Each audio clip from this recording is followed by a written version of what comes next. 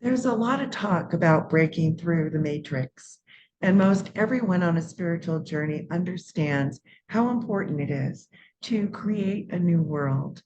But how many people are willing to act in their own lives to make this happen? Let's just say that when I'm speaking of the matrix, I'm referring to the application of artificial intelligence and anything that is created by the human mind to replicate and even manipulate the true origin of the universe. Hello and welcome. I'm Sara Bachmeier, the author of Egyptian Numerology, Emergence into the Fifth Dimension, and The Path of a Wounded Healer. Liberation is for the asking. Now, this is a wide topic, and so I'm going to narrow it down to how the social system that you grew up in general, made you feel about yourself growing up, how it impacted your life, and how is it serving you today in the direction of fulfilling or supporting your purpose in life? So, what programming were you subjected to by religious structures, family members, authority figures, and society, including school teachers and peers, to keep you in line and maybe prohibit your creativity?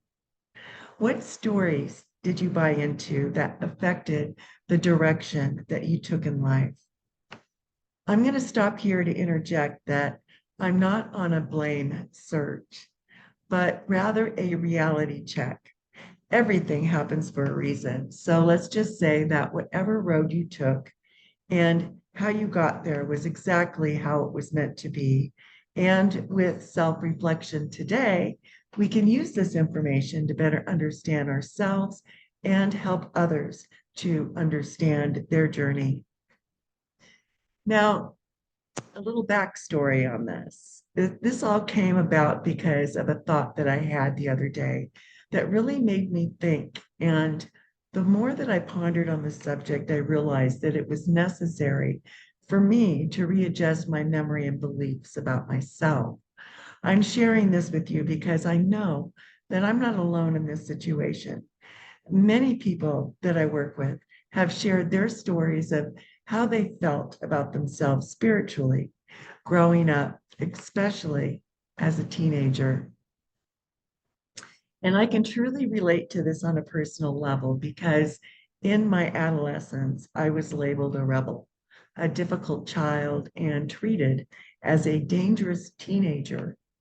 I formed this belief about myself, and it really ran deep within me because this is how I was treated by authority figures and adults who didn't feel comfortable about how I expressed my individuality. They felt threatened by me, mainly because I asked a lot of questions. You know, that child that always asks why? That's me. And nobody likes someone that rocks the boat when it comes to questioning or possibly changing the belief system that holds all of their illusions in place. It is much easier to point the finger at the matrix breaker and label them a fanatic, out of control, and maybe just a little or a lot crazy. But now that I look back, I see that I had no intention of being difficult, rebellious, or even dangerous. I just had a lot of questions. Apparently, the gene that people must effortlessly adopt into their reality to accept outdated traditions. Well, that gene didn't find me when I was conceived. And the biggest question is, what if our differences were normal and the fear of judging people was the real liability? What if the thoughts, ideas, and insights that you have been conjuring up in your mind and maybe afraid to share with others are not going against the system as the ego would like you to believe, but rather it's leaks, tears, or the cracking open of the matrix system to receive new information and possibilities? I awoke with an insight at 3 a.m. as usual. I always wake up with these insights between like 2 and 3 in the morning. And it was really profound for me. So I had to actually get up and write it down. And it was about dyslexia. And it came with an ancient symbol that I'd never seen before, and the number 3, which for me references to the messenger. And it showed me that the term dyslexia is not a disability or a disorder, but rather a person's inability to receive information through the common channels. I was shown that a person who is labeled dyslexic is really coming from a higher state of consciousness and struggling to pull out information from the alphabet instead of relying on their intuition and their higher knowing, the way that they feel most comfortable. And that indeed, true knowledge is the channeling of information through a psychic ability that needs practice to develop. But often instead, we have been stifling people with this so-called affliction and shutting them down by labeling them as having a disability or a learning difference because they don't learn the same way as most people. Some of our truly gifted individuals, for example, Einstein, Muhammad Ali, Steven Spielberg, and possibly Leonardo da Vinci were dyslexic, and many other intelligent, creative, and extraordinary individuals. There are many labeled afflictions, including ADHD, autism, and dysgraphia. And most extraordinary gifted individuals that we know of have unleashed their gifts regardless of what other people say. Of course, I'm using dyslexia as an example for many things that we label, but where does labeling really come from? Why do we feel the need to set others apart from ourselves? And it comes from fear, fear of not being accepted, fear of not having the approval from others, fear of not fitting in and caring too much about what other people think rather than expressing our true self. When people don't allow themselves the freedom to express their inspiration, they will label others. Judgment comes from judging ourselves, feeling oppressed and angry at ourselves for not expressing our authenticity, not speaking our truth, and acting out the way that they were taught rather than thinking for themselves. It is this very fear that keeps us tied up into the matrix. Now, you may be telling me that you don't care what other people think, and I believe that you believe that, but how many times have you adjusted your wardrobe to accommodate what other people might think? For instance, if you might say, if I wear this, they will think I'm too confident, fat, or that I might stand out too much. If I wear pink, people might think that I'm gay. If I buy this car, people will think that I have money, and so on. Labeling and judgment keep us in 3D consciousness and feeds the matrix. When we refrain from labeling and judgment, we hold the key to the doorway or the portal of a higher consciousness, which taps into our creative mind. Now, you may be asking at this point, or maybe before this point, how Egyptian numerology fits into this topic, and that maybe I'm just rambling on about my perspectives. But the truth is that Egyptian numerology really came to light because of a need to break through the numeric matrix system. This is the time to update the meaning of our numeric system and the direction that it guides people to go in. The energy of the planet has shifted and elevated, and we just can't continue to believe and follow information that no longer supports our personal ascension journey. Egyptian numerology is a doorway or a portal to a higher understanding of numbers and how they can be used to support individuals to awaken to their path, purpose, and their destiny. I know that you've heard it before from me, and you may be wondering how numbers are supposed to guide you through the spiritual revolution that we're all experiencing at this time. First, you would not be listening to this information unless you were divinely directed to do so. The secret to the success of Egyptian numerology isn't in the details, but in the transformational process that happens when you raise your energy field high enough to hear the messages being delivered. It acts as a trigger point to activate your memory, not only from this lifetime, but all your lifetimes. Our ego is formed through the process of separating from source. And although its job is to solidify the illusion that we are separated, its true origin came from self-preservation.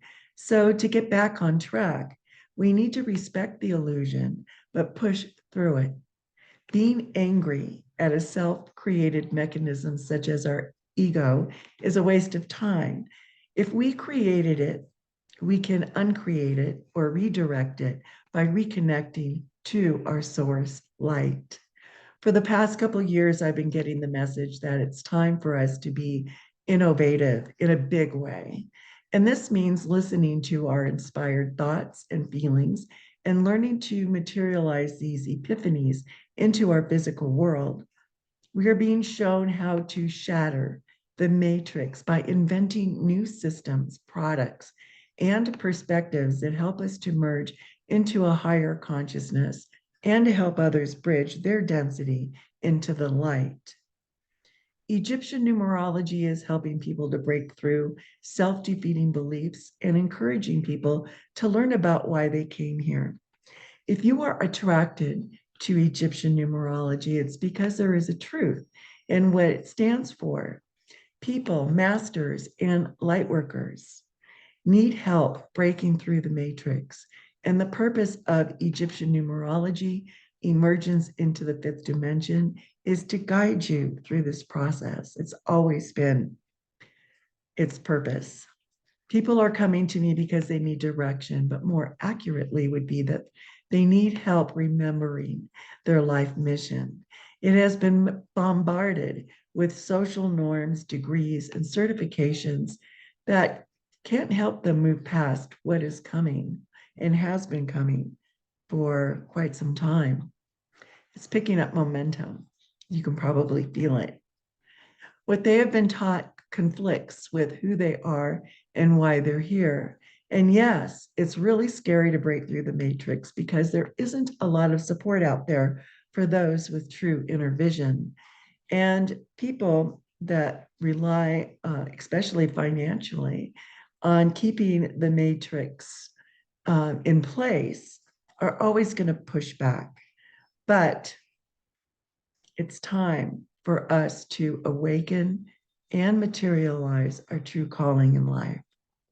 You have to remember that throughout history, men and women have always sought to destroy those people and things that they don't understand.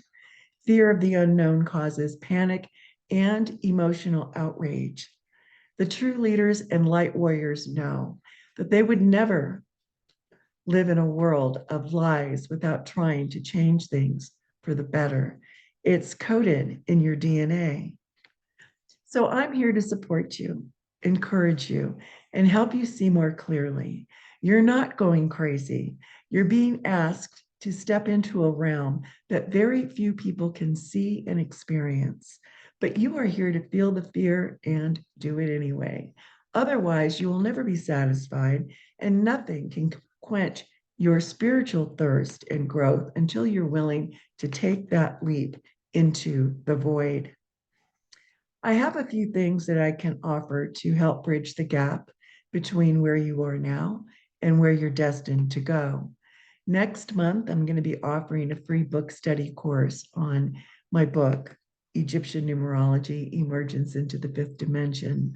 You can receive more information on my website at www.egyptiannumerology.org. When you subscribe to my newsletters, you will get detailed information on how to join this free course. Another helpful tool is to schedule a private chart reading with me or visit my blog at www.egyptiannumerology.blog. I hope this video has intrigued you to ask more questions and allow yourself the freedom to break through anything that may be limiting you from moving forward and creating a life of inspired passion. Have a wonderful day. Namaste.